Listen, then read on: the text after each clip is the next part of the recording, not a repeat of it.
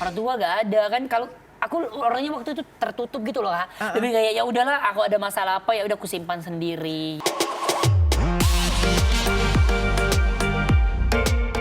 Dan sekarang langsung aja kamera boleh berpindah karena kita akan mempresent the baby boy or Ayut. So please welcome the one and only Jirayut.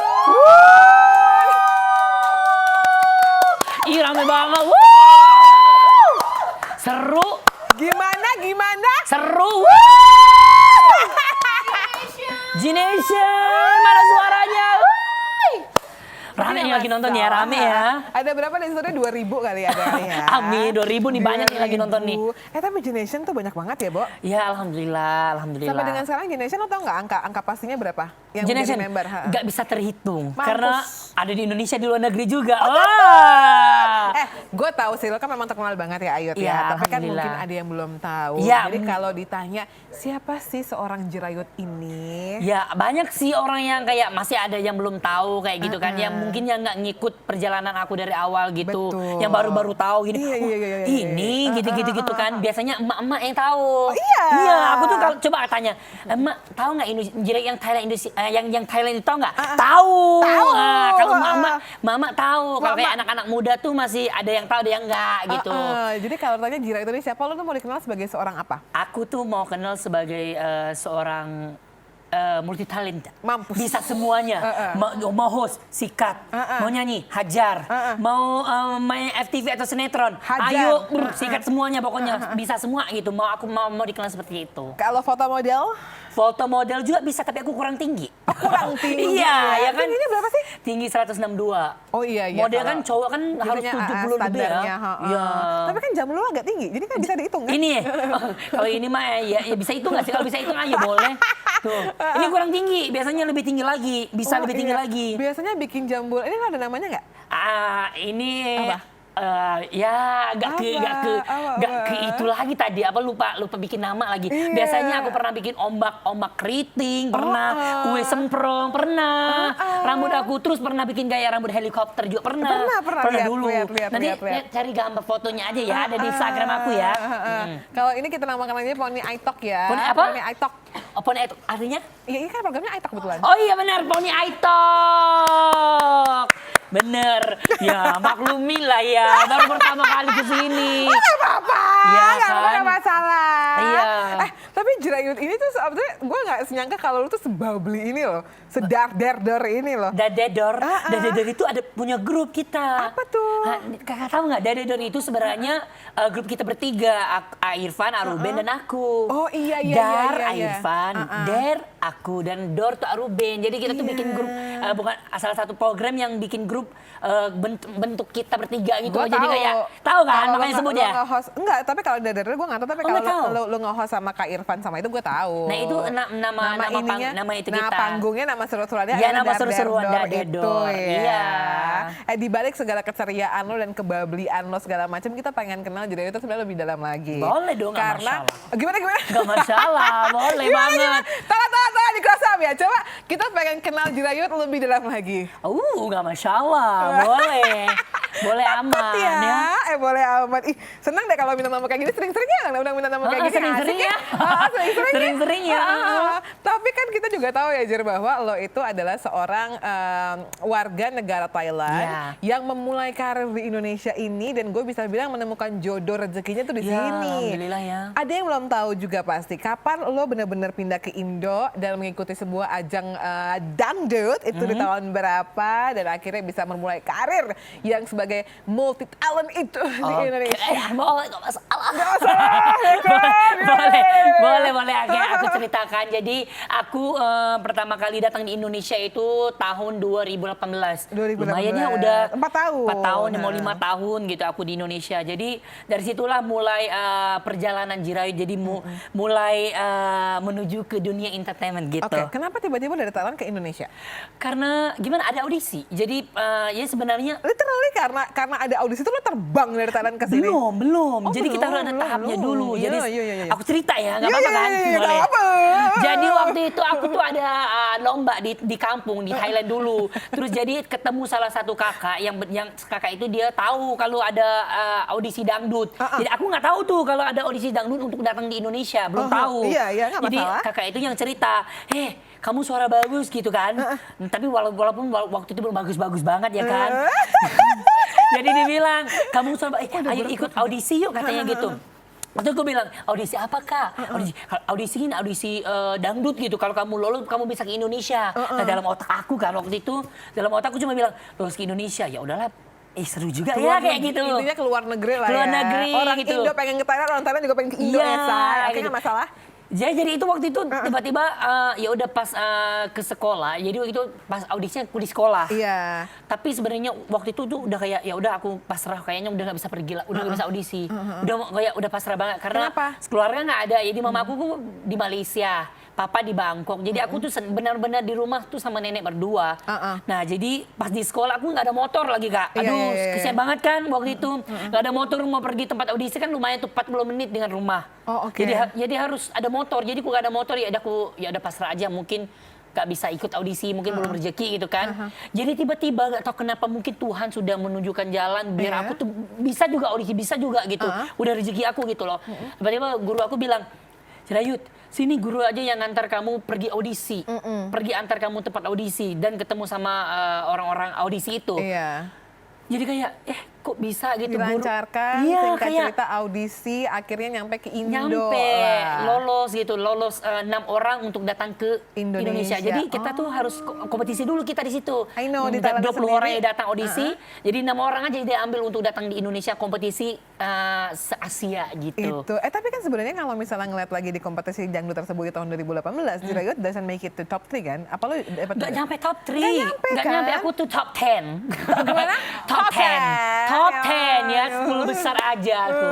Nggak masalah, tapi nggak masalah. Lihat sekarang Betul. seorang Cirayut mulai dari akhirnya berkembang nyanyinya, tambah lagi ke tadi yang lo bilang lo pengen kenal multi talent, jadi host juga lo sikat, pemain artis juga sikat gitu, dan 4 tahun sendiri menurut gue bahasa Indonesia lo sih cukup bagus loh. Ya, tapi kalau kakak nonton waktu awal-awal aku belum bisa ngomong kayak ini, belum bisa ngomong bahasa Indonesia. Siapa yang paling berpengaruh dalam bahasa ya? Ada guru namanya Kak Ika. Jadi guru Ika ya, dia ngajarin aku waktu aku di apartemen. Jadi dalam 3 bulan, jadi setiap minggu dia datang 2 kali.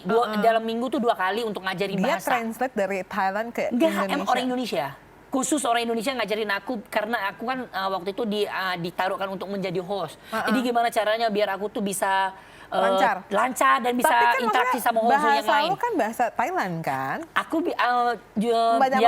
yang bagusnya karena aku tuh masih bisa ngomong Melayunya.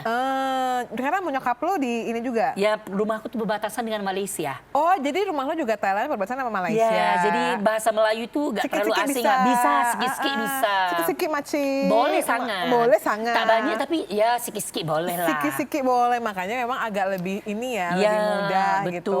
Jadi dia terberkati juga ya, bahasa Thailand hajar, bahasa Melayu juga ayo, sekarang bahasa Indonesia juga itu. Bahasa lain lagi?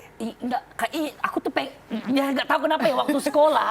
ya nggak masalah. Suka banget bahasa Inggris. Kayak aku tuh kalau nilai tuh bagus bahasa Inggris. Tapi kok makin sekarang kok aku nggak bisa ngomong Inggris. Yang anehnya itu. What do you think? What is the reason you cannot speak English fluently right now? Aduh, Indonesia.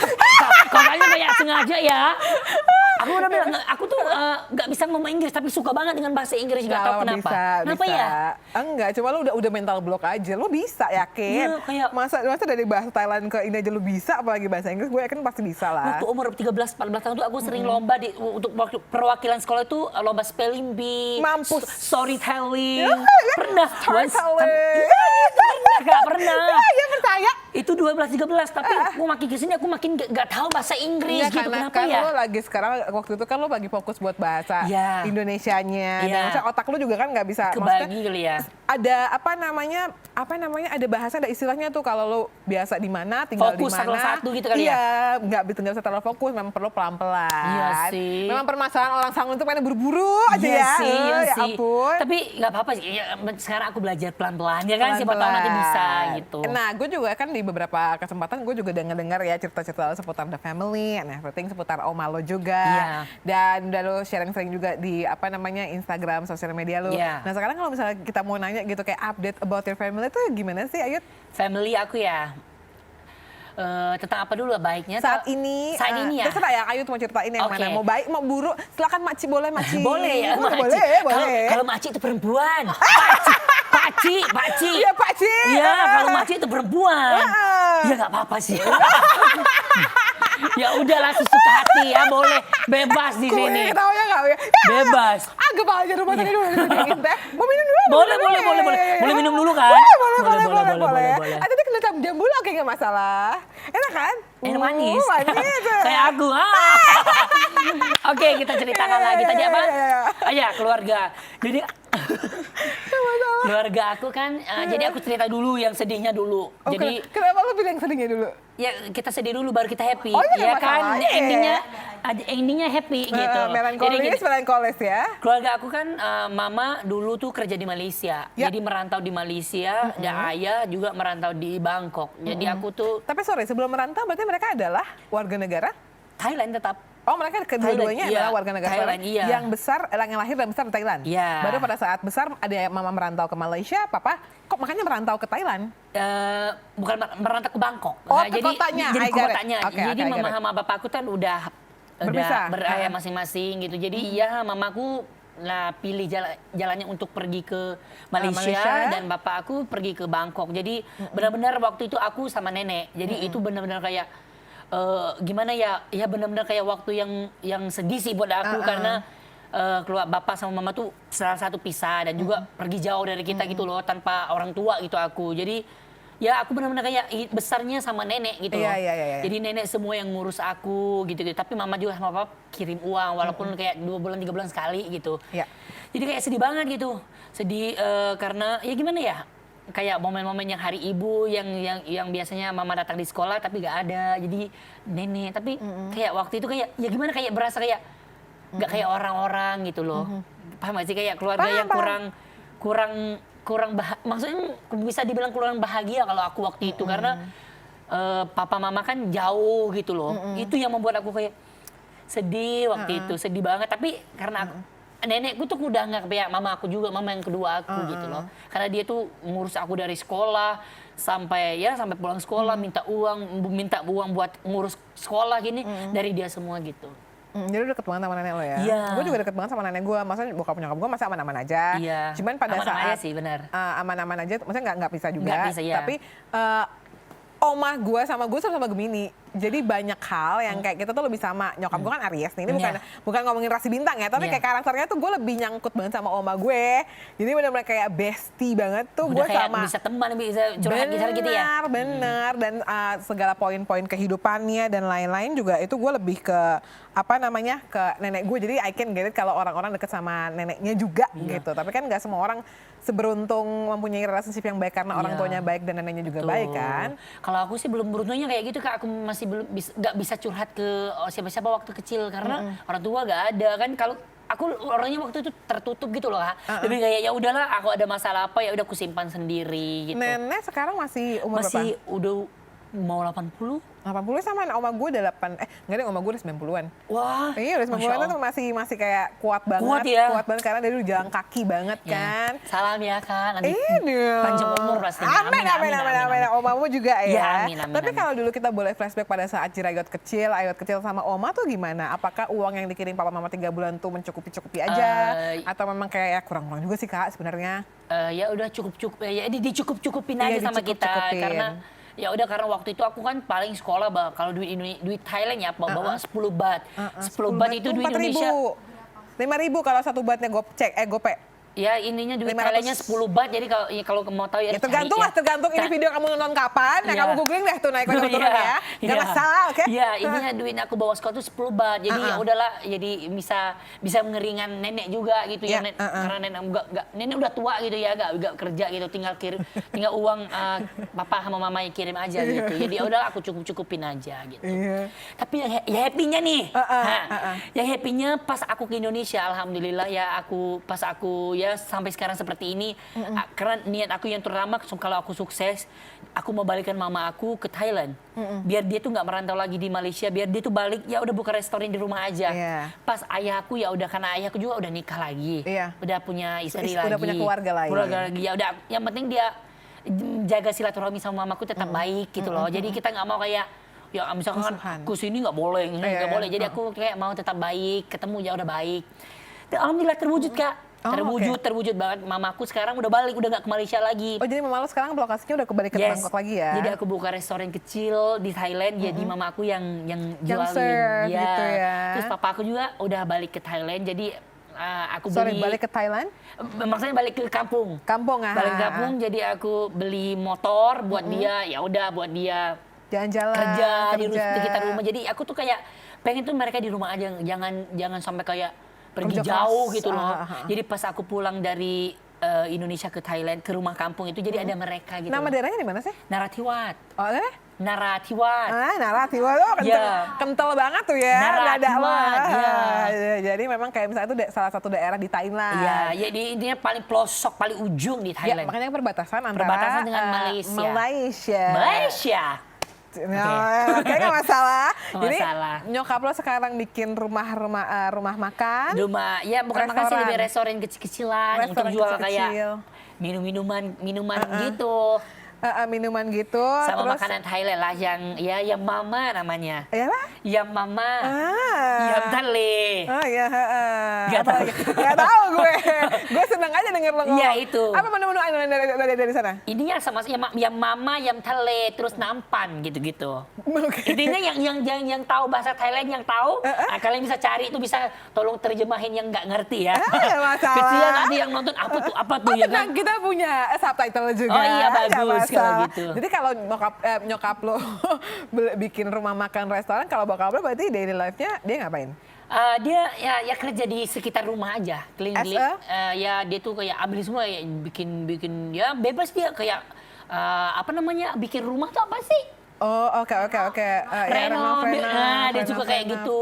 Pokoknya intinya yang dia seneng aja ya, yang dia seneng.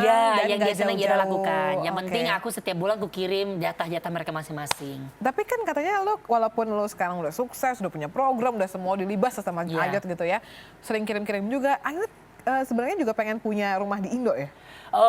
Pengen, sebenarnya aku tuh pengen punya rumah di dimanapun bisa sih sebenarnya, tapi karena aku kan aku orang warga Thailand, jadi agak ribet gitu loh Kak.